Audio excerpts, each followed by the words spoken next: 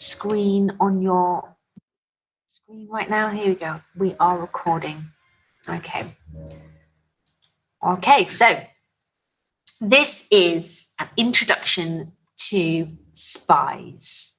In German, it's pronounced Spione, I think. I have to check with the German teacher that that's how you say it in German. So this is our new topic area. I'm very excited about it. If you are a history student, this should be right up your alley.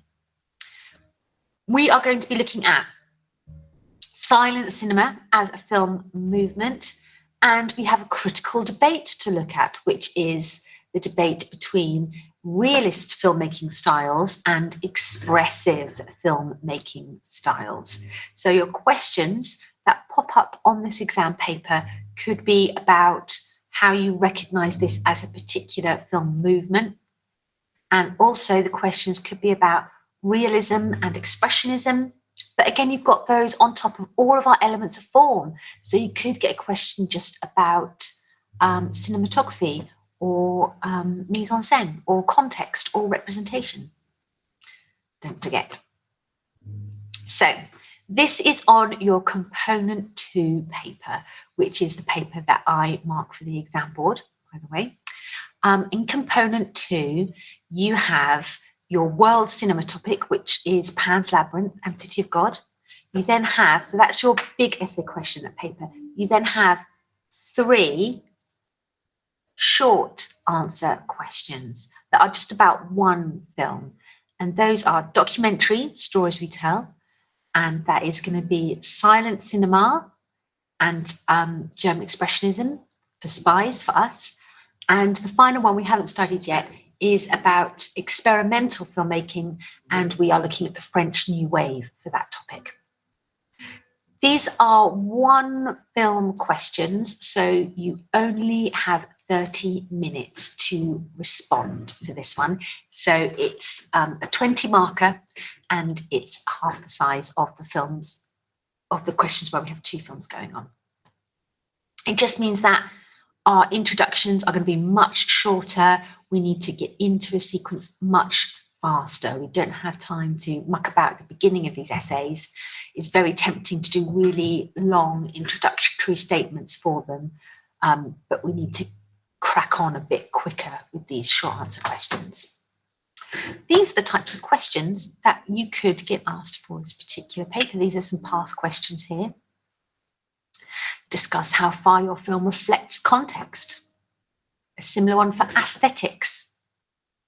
And then number 3 there, you can see that it's got expressionism versus realism.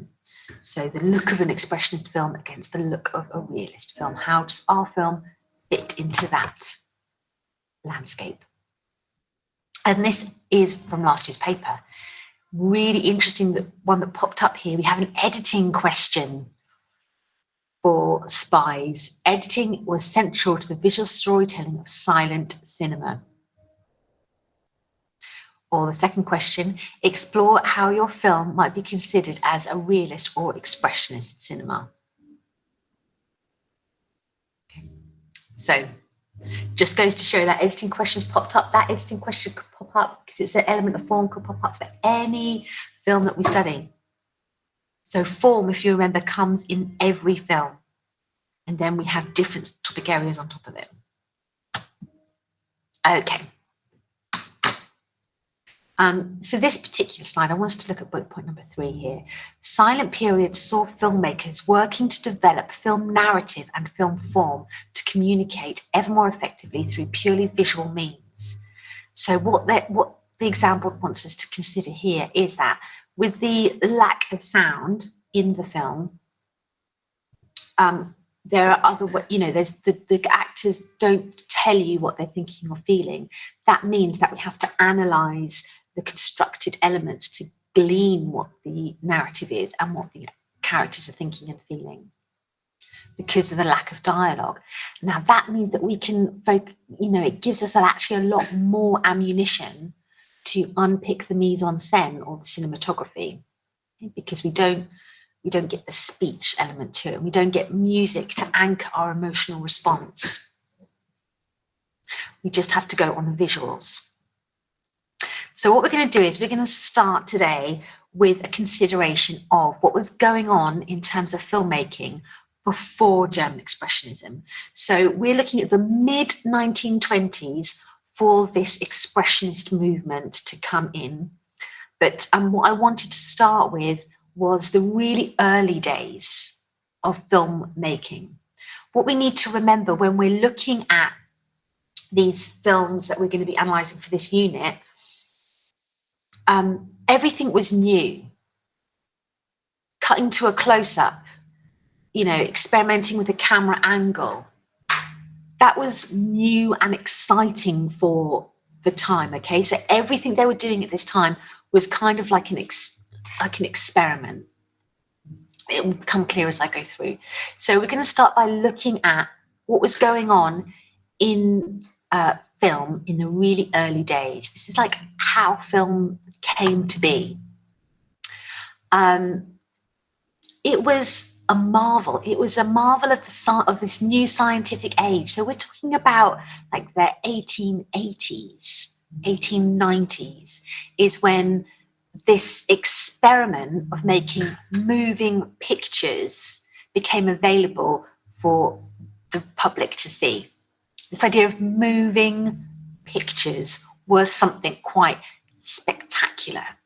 Okay, you wouldn't believe your eyes. So what I've got here on this slide is a few of the ways in which moving pictures, pictures started to move and then become film. So if you look at the central one, that's a zoetrope.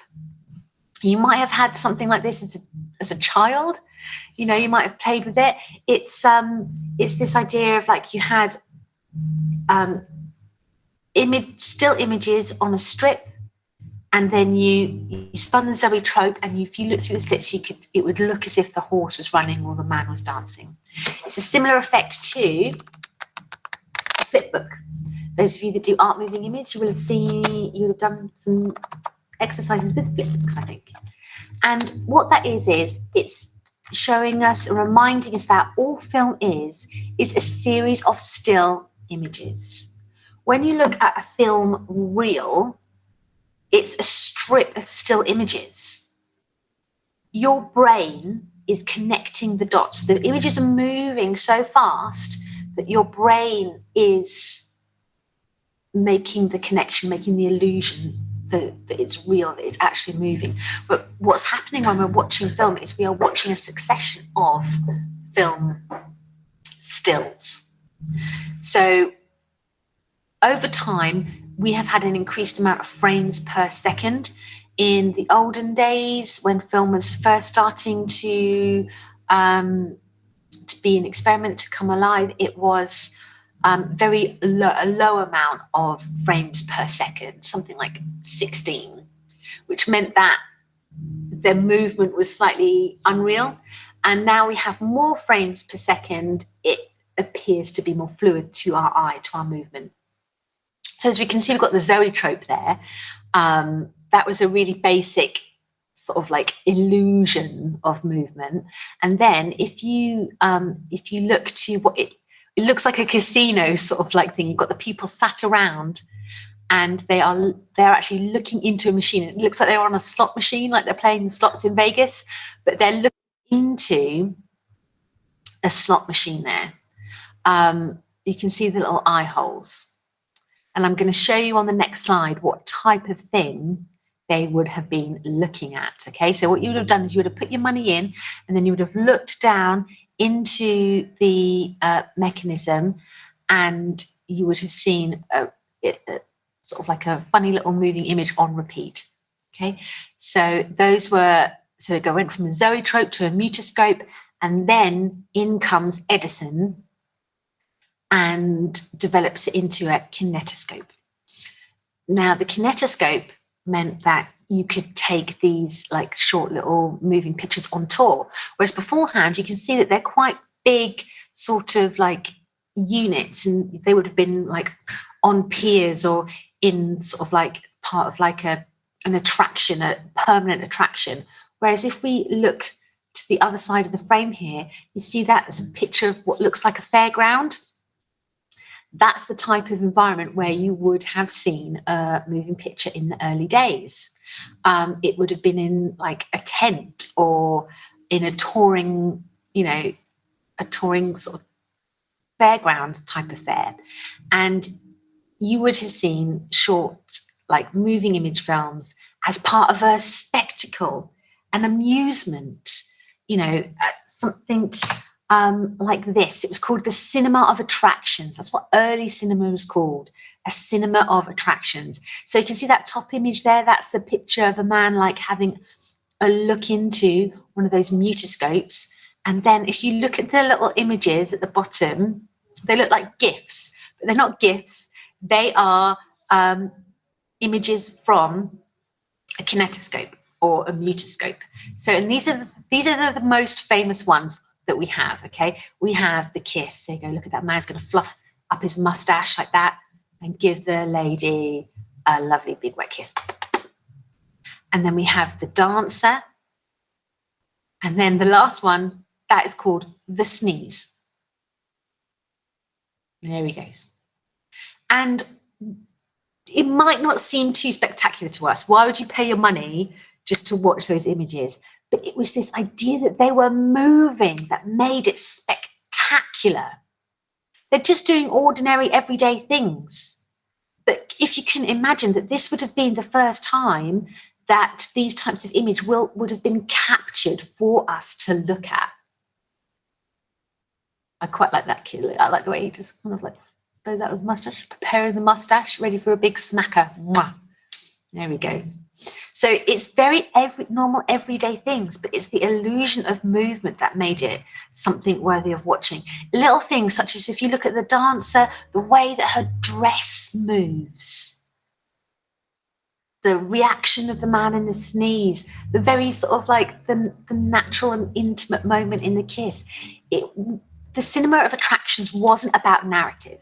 The cinema of attractions was about showing you something amazing. Look at this, it's moving. This is what science can do.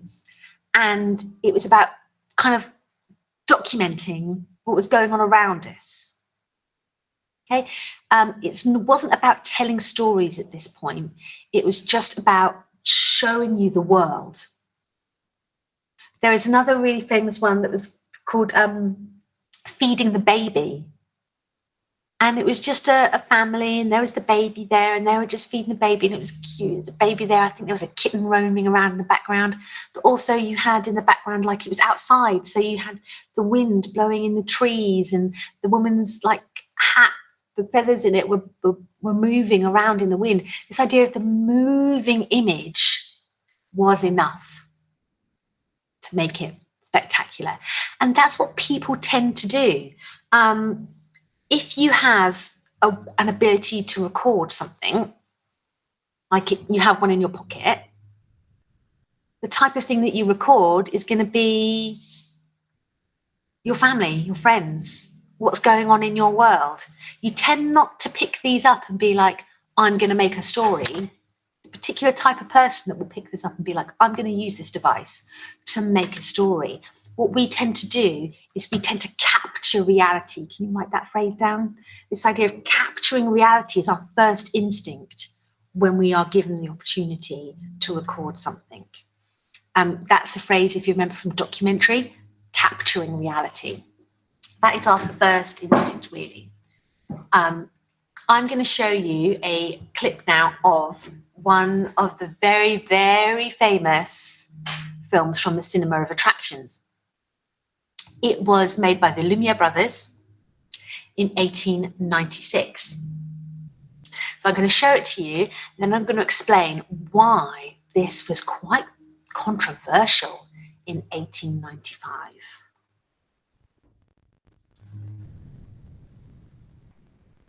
The arrival of the train.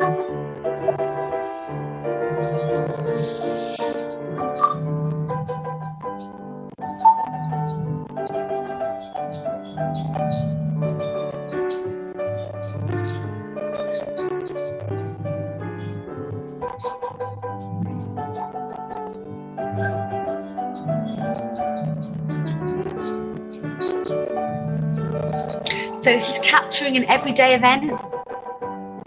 what's nice is look at the people. Look at the people's reaction to the camera. Never seen one before.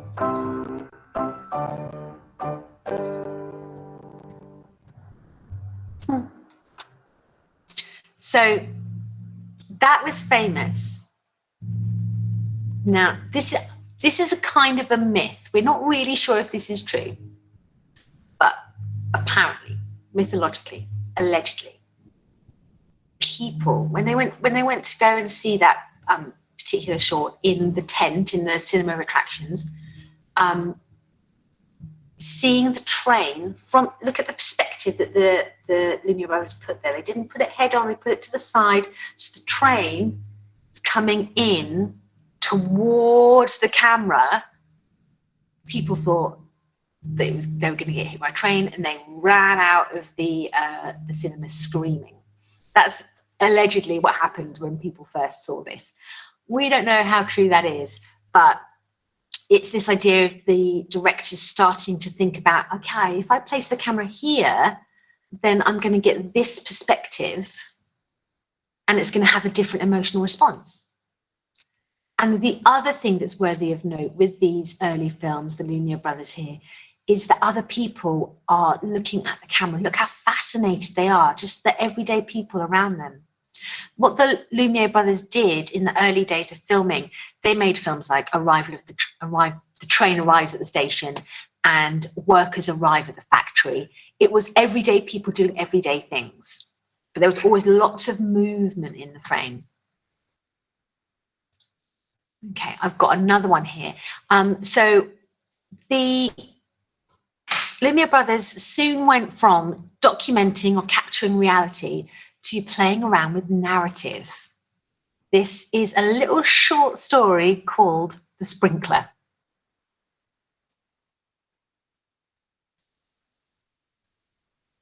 Don't worry about the sound, these are silent films after all. So you've got a gardener going about his business.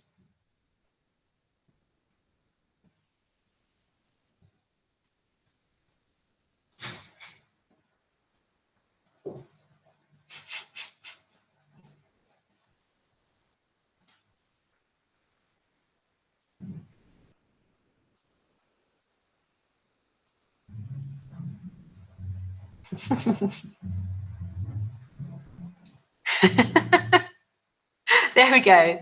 That is The Sprinkler. Really short narrative. The gardener's going about his business, and then the cheeky boy stands on the hose, and then the boy gets found out, and he gets a smack. So we have really basic narratives, but the Lumiere brothers and other directors soon started to play around with this idea of telling stories beyond replicating everyday life. Now, the way that they told stories and the type of stories that they chose to tell are really, really interesting because they are incredibly imaginative. It's not just the story of a family going about their day and something happens. These are huge, epic narratives that they're choosing to tell at this time. We've got some notable ones here. We have got The Great Train Robbery, 1903. That's really great. But the one I want to show you today is a clip from a film called A Trip to the Moon by Georges Méliès. And this was 1902. Now you're going to see from this film that the Georges Méliès is still very much thinking about theatre. It looks a lot like a theatre performance with the proscenium arch sort of framing. And it will take a little bit more time before directors start experimenting with, as you can see in the Great Train Robbery there, close-ups. Great Train Robbery there, look at that image. He's breaking the fourth wall and shooting a gun at you.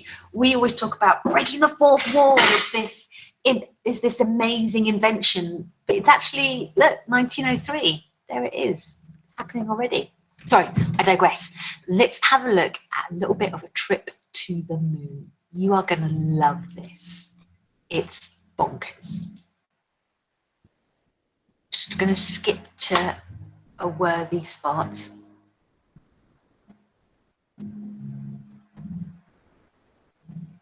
Here we go. So this is the opening. Now have a look at the frame here. Now these aren't wizards, they're scientists. Have a look at the mise-en-scène here. Do you spot a telescope looking up at the moon at the back? Oh, here come the lovely ladies. There's lovely ladies doing a lot of presenting of things in this film, and off they go again. So presenting them with a telescope, and here he comes. Chief scientist / wizard.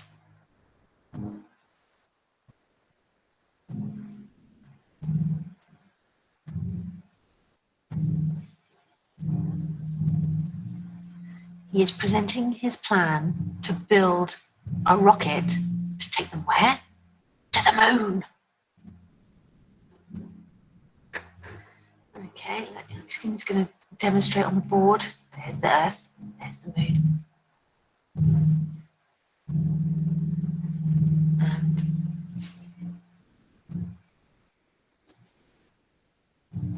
rocket. Where's it going to go?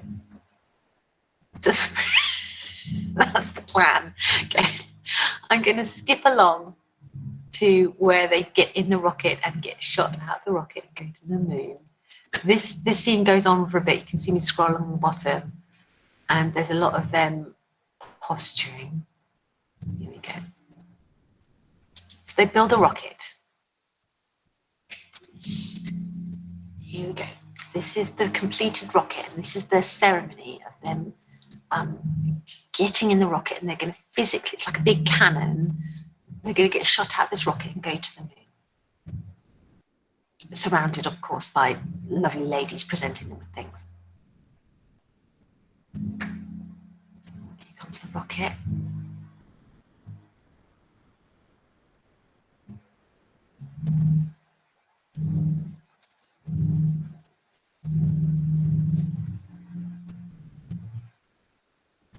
Do you see the camera hasn't moved at all?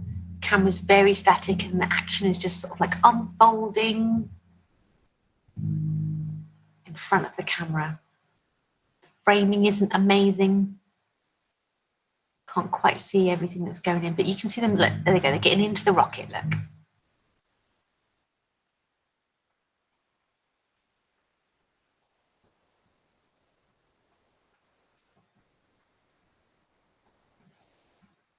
There's going to be a sneaky little edit coming up.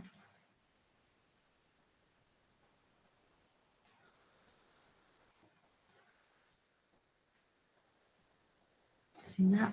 And now they're ready to put it into the cannon. Oh, go on, girls.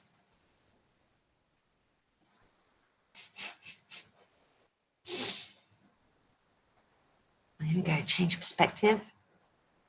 That is the rocket.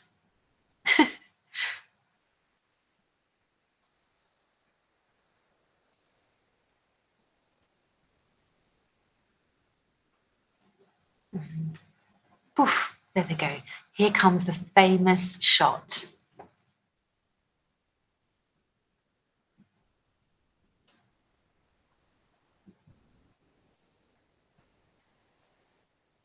Little dissolve match cut there. Oh.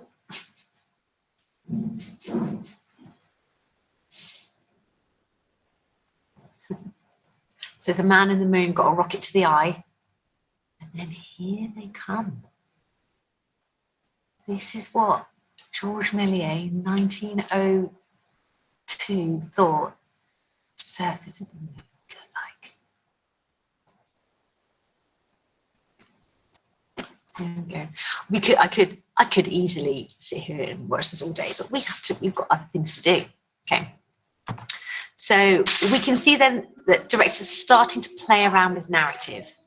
That was in France, Georges Méliès. Now we're going to go to Germany.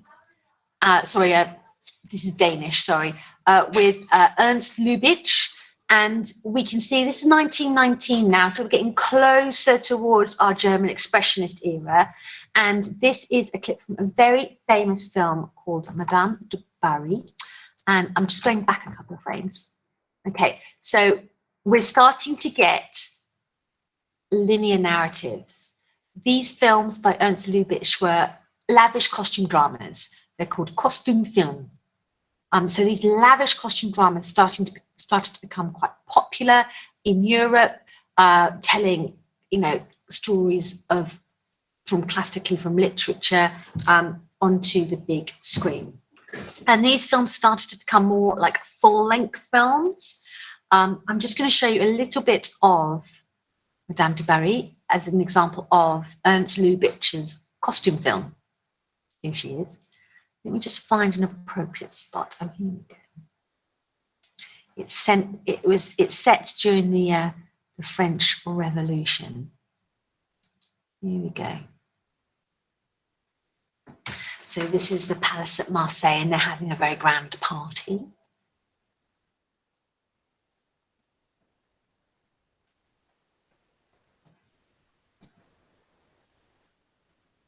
Look at the peasants. Apologies, I couldn't find a copy that had English subtitles, and these are not as the documents would have been at the time. But you can get the idea that there's like trapped cards in between shots with dialogue.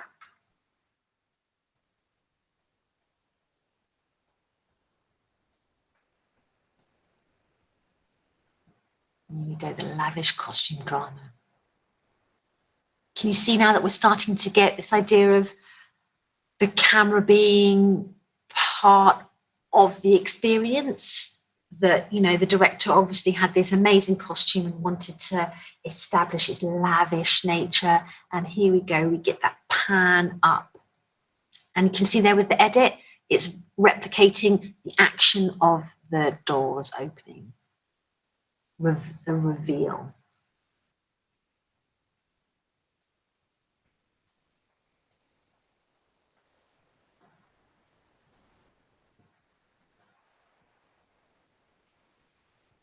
So remember, this is 1919. Think about how wondrous and spectacular it would have been for everyday people to observe a room like this, to observe these actions.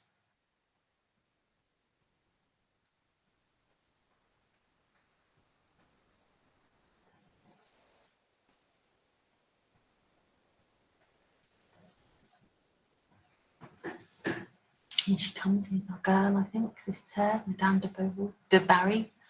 Bovary, that's a different one.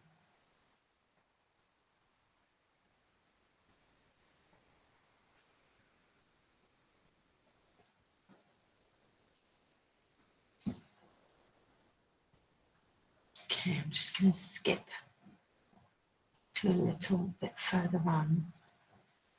So it's a story about the concubine of the king, and she came up from poverty, so she looks out at the people. Come on, love.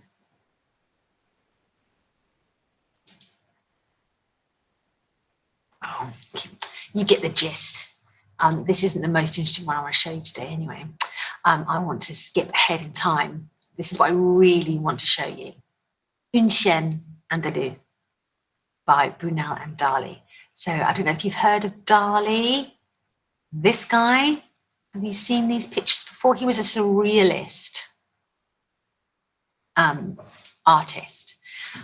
So we're going to watch one of his films, and he treated like film as part of this art movement. Okay, so film as art. I'm going to show you a little bit of his film Une chienne andalou, and it is going to be really, really strange. And then for homework, I'm going to set this on to the classroom. I want you to challenge yourself to watch something really strange and surreal this weekend. I've put a couple of suggestions. I think they're on Netflix. I'm thinking of Ending Things by Kaufman and Eternal Sunshine of the Spotless Mind by Gondry. I'm going to be asking you in class when I see you next week, what's the most challenging or surreal film that you've ever watched? I want to show you one of the most bonkers films you will ever see. So you'll see that this is a couple of images from the film. That's some ants crawling out of someone's hand. We've got two dead horses in two grand pianos in someone's living room. So as a surrealist example of film, we're not necessarily looking for meaning here or image.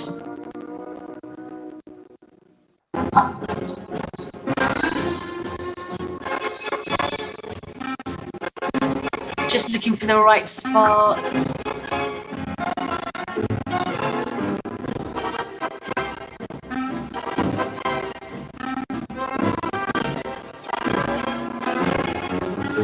Here we go.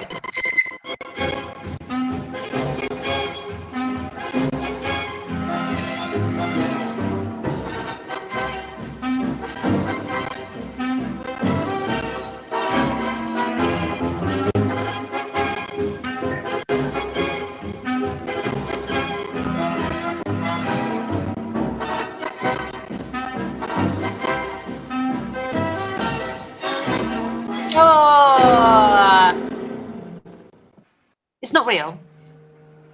That was done with a baked bean, by the way. And then cut to a man wearing a dress riding down the street on, it's called,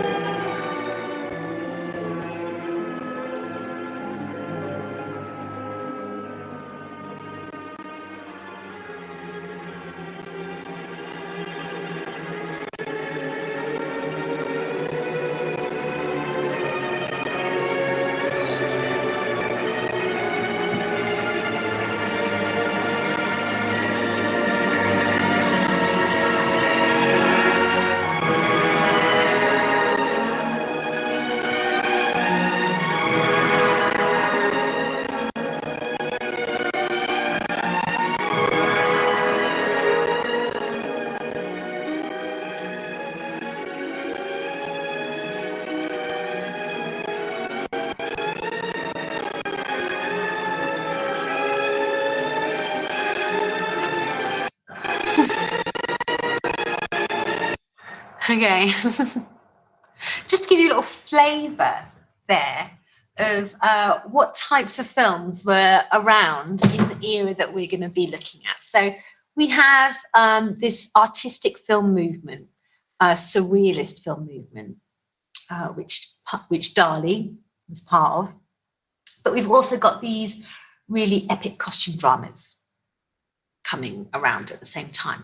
And the movement that we're going to be looking at, German Expressionism, kind of fits in the middle of those two ideas. So we've got those bonkers surrealist films, and you've got these really classic narrative-based forms.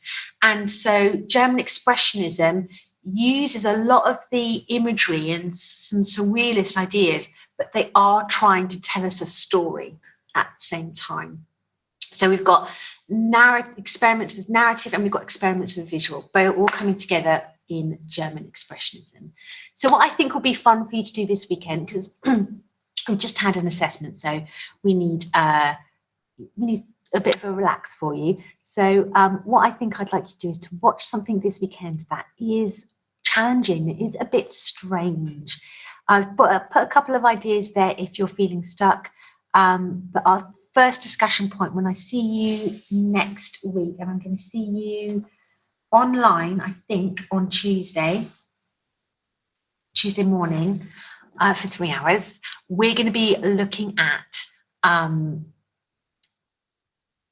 what were some of the strange films. We had a discussion about what did you find challenging, what did you find weird about something that you watched recently that was strange and weird.